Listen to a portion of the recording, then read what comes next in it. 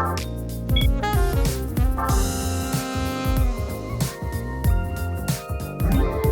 there, this is Derek from Pacific Coast Auto in Japan, and today we're looking at a 1996 Nissan 180SX Type X. That's right, this is an official Type X. We are in Japan after all. It's a turbocharged SR20 engine, and in this case puts out, I believe, somewhere in the range of about 220 horsepower, I believe. And we'll just report on the car. This one was bought from an auction for export over to the USA. I'm going to switch the engine off for the rest of the report. The engine runs fine, the exhaust sounds good. The car came to us and actually broke down as soon as it arrived. Turned out it had an electrical problem that we were able to mitigate, but only right now. It has actually been in our lot for a while, awaiting a spot for a mechanic. But here in Japan, mechanics have been extremely hard to get them to do any work because, as you know, used car prices came up around the world. New cars for a while weren't able to be bought, and so a lot of people tried to maintain their older cars, and as a result all the mechanics got busy. And so this one here had been for a while.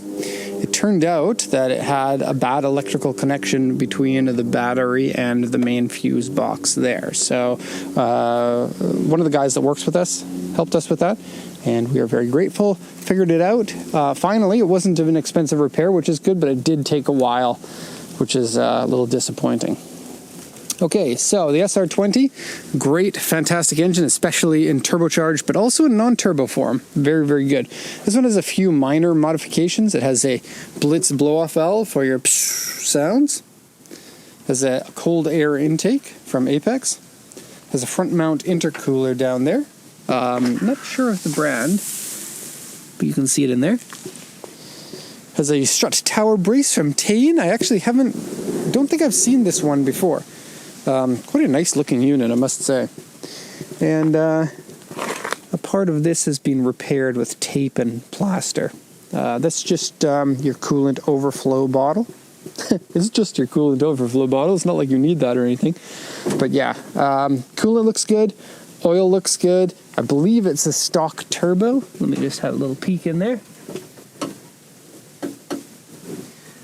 I can't see very well, but yes, it does look like a stock turbo to me. And stock hood. Now this one's been in an accident, and it looks like it was somebody's drift car, or at least very amateur drift car. It doesn't have the look of one of those very used up drift cars, but it certainly has been in some accidents, probably caused by drifting, and then repaired by drifters. And I'm sure there are some repair guys that are drifters that actually know how to repair cars, but I think usually everyone's just eager to get back on the track and don't really care too much about the repairs, and there's a little bit of that going on in the car. So first off, got to mention, got a little bit of corrosion on the firewall here. Doesn't look like it's an impossible fix, but something to look into. Also, the front bumper has been welded back on by a drift welder, and that's hopefully not too derogatory. You know, if the important thing in your life is drifting, why spend all the time maintaining your car? At least that's what it sounds like. Okay. Quick look at the car with the hood closed. So this one here, 180s are quite interesting. They aren't that easy to come by anymore. Even 5 years ago they weren't. And so it is good to see some fairly clean ones. This one, not the cleanest, but still a heck of a lot better than many of them, because this is now an old car, and many of the people who have owned them before are very similar. They don't maintain the car very well, they don't repair the car very well, they go drifting all the time, and then they use them up. And that's why you can't get them anymore. This one certainly has a lot more life in it, even though it has gone down that road a little bit. So you can take the car now and you can bring it back to a good shape. With an accident like this, you're not going to bring it back to a perfect shape, but once a car gets to a certain age, there are no more perfect shape ones, and there are only good ones. So this one can continue to be a quote-unquote good one. So let's look at the sheet here. This one comes from 1996. It's the Type X. Type X is the final model of them, so they have slightly different looks and different, well, pardon me, it is pollen-y. I'm going to be a little bit sniffly. The front fenders and the front bumper are a little bit different in how they match up with each other, so you can't actually swap them. Unless you wanted to swap the front bumper as well. You get cool 180SX seats in the interior. Gotta show you these now. The Type X seats. And they have the name of the car put on the seat well, let's see. We got 1, 2, 3, 4, 5, 6, 7, 8. There's your bit of trivia from the video. It says 180SX 8 times on the seat. Okay, and so the sales points here are, this is a late model. They call this the Koki. And then front mount intercooler, Kakimoto exhaust, work 18-inch wheels. They're not in a very good condition, actually. Aftermarket suspension, which I don't know the brand. It just looks dusty in there and old. I couldn't tell by the color. Look at that. Can you see it?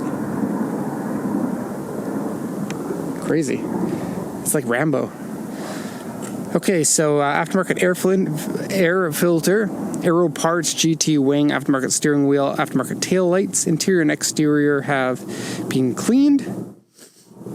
Okay, the report here from the auction inspector, and this is the important point when you're trying to figure out which cars to buy. So it's been in a front accident that's been repaired.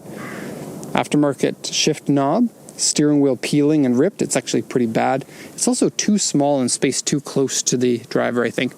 Interior wear, dirty, cigarette burns, several of them. Various scratches, dents, repairs. Underside surface rust. Left and right door mirrors don't fold properly. You can see this one doesn't even click in properly. For the accident, core support and right front inner panel and left front inner panel have all been damaged and repaired. They say dented, so this is a little bit weird. When you dent metal, or when you bend metal, and then you bend it back, it still has a little bit of a dented look to it because the metal can't be bent right back to the same shape. It's like if you try to bend a paper clip, you can't get that back perfectly very easily. This is due to the metal actually bending and stretching a little bit. And so the worse the accident, the more so it has to do that. Or if it's like this car potentially have had several accidents, then it does get exponentially worse. Now it says W3, which is really bad paint here. It's not as bad as I thought it would be, but it is still a little bit of an eyesore. The A3 over here is a large scratch that's underneath the car, so it doesn't show that much, but there is some peeling paint on there. A Y2 is a fairly sizable crack on the front bumper, and then it has uneven paint on it. Bad paint on both front and rear bumper, like somebody did it themselves, or somebody's friend has a shop that does it. U2 dents over here and over here. They're not terribly bad, but it looks like the tire has potentially hit this fender before and has caused those dents. So I'll show you that in a second. Okay. So a tour around it now. Okay, and no matter the condition of the S13, these are still fantastic cars to drive. I feel like there's not a lot that's missing in the car. You can be nitpicky with it a little bit, and if you are going to be nitpicky, I would say that the chassis could use a little bit of strengthening. But that's kind of a modern car thing. And when this car came out in, 1988, the cars just weren't as stiff as they are nowadays. And so it didn't really stand out as much. The Fairlady, which is a car higher than this, and it's kind of weird, right? Nissan had the GTRs and the Fairlady, which were both pretty close to the same speed as one another. GTR is a stronger chassis, not that strong though. This one's a little bit floppier. And if you drive them back to back, you'll be able to tell. That said, like, I feel weird saying this, but a floppy chassis, although performance-wise maybe not so good, is lighter for one, and also can be a little bit more exhilarating to drive because the car feels like it's going faster. Like, have you ever been in a luxury car and you feel like you're going so slow when you're going 100 miles an hour or so?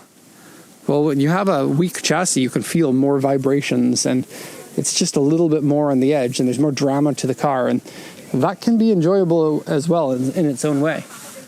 This is, I think, some people drive older cars and they're like, man, I love an old car. And I can't really explain why. And I think that's part of it. I think just like the lack of quality, well, not quality, a lack of quality engineering by today's standards can make things a little bit fun. It is true. Okay, so this has been screwed on and it doesn't line up to the fender very well, and that fender's not attached to anything down below like it's supposed to be. Okay, you can make your own little mounts for that. It shouldn't be too hard.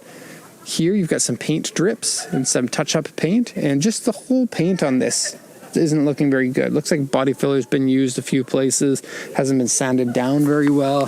These aftermarket bumpers are made out of, as you can see, a very flimsy material. It's very easy to damage them. They're basically a wear item on a drift car. And so lots of like little chips in the paint here and there, especially on this front bumper. The retractable headlights work properly, and this one isn't a perfect lineup here, but many of them don't, including the stock bumper is often not lining up very well there. An intake in the headlight here, popular little option there. And then it says U2 on the hood, so here's one of them there. And I couldn't really find any of the other ones. Windshield gasket has turned hard and cracked. Just this inner piece here, the main gasket is fine, including up here on the roof section. The roof is mostly good. This fender here is the one they said was W3. If you have a look in this area here, I'll see if I can get this.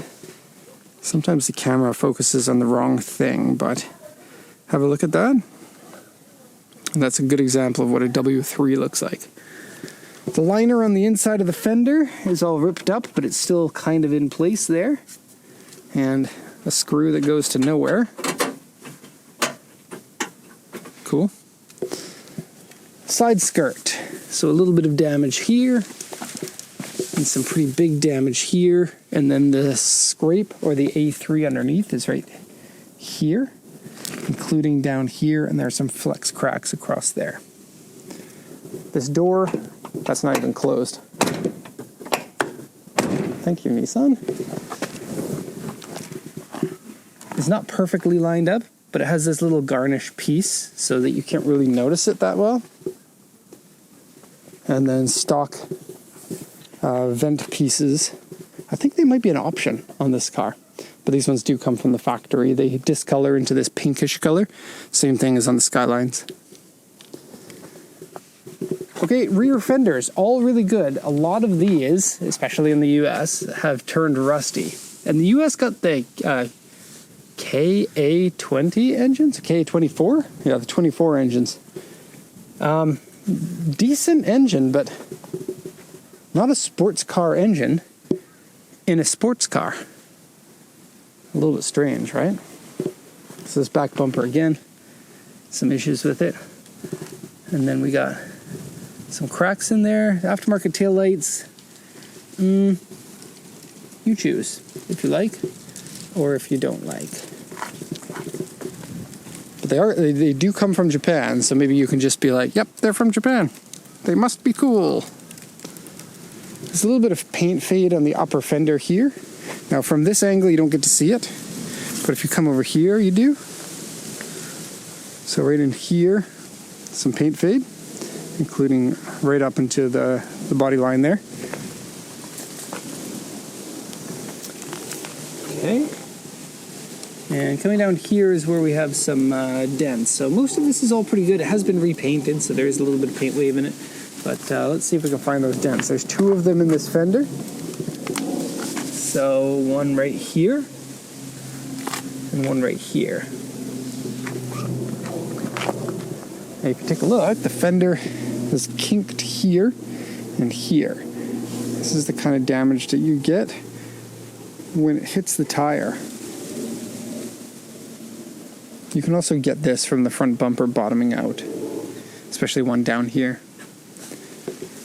And fender liner seems to be complete. Oh, there's the rear one, but no front one. Same as the other side. Okay. There's a dent in the door. Right. The dent in the door is not too bad. Let's see if we can find that again. I see the small ones. I don't see...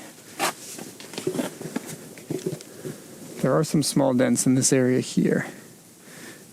I'm looking for that medium dent that's supposed to be there. I thought that I did find it, but I guess not. 180SX. Very cool. Into the trunk. And that door, see, here's the thing. Nissan does this. The Skylines and the 180s. These, oh, this one's been tried to be modified. These latches, interesting. I've never seen somebody do that. The latches have a rubber piece that over time wears away. And as a result, it doesn't click in properly unless you give it a proper slam. Oh, and you got the new Nissan badge. The older ones never got that. I think only from like 95 or something. Someone loves their subwoofer. Here in Japan, a 12-inch sub is unheard of. I almost never see anything bigger than a 10. And subs aren't very popular to put into their cars here. It's also been taped onto the rear sway bar. And the rear sway bar looks like it's a match with the front one. Same brand. It looks like it's attached in the bottom as well as been taped on. So the tape's not actually holding it in place mostly. And then having a sub there makes it hard to get at your spare tire. But underneath here, only a teeny bit of surface rust. No corrosion or anything to find. And that's nice. These 180s, they are easy to rust. And so while the body of it isn't completely perfect because of the accident, not having rust is a huge benefit. If you saw one that was like a Canadian car where I come from, that's this age, there's no way it would not have rust in it.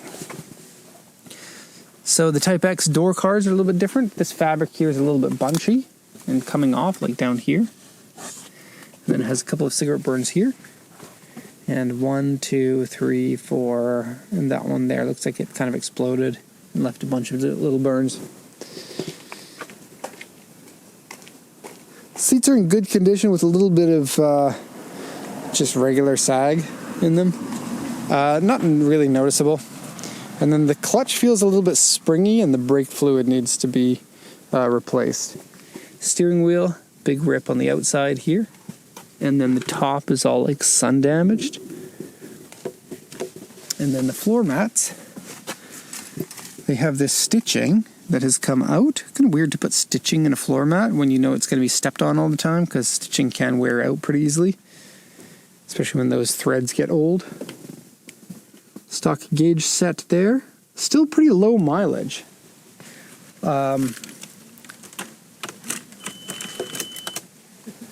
Look at that, 93,487.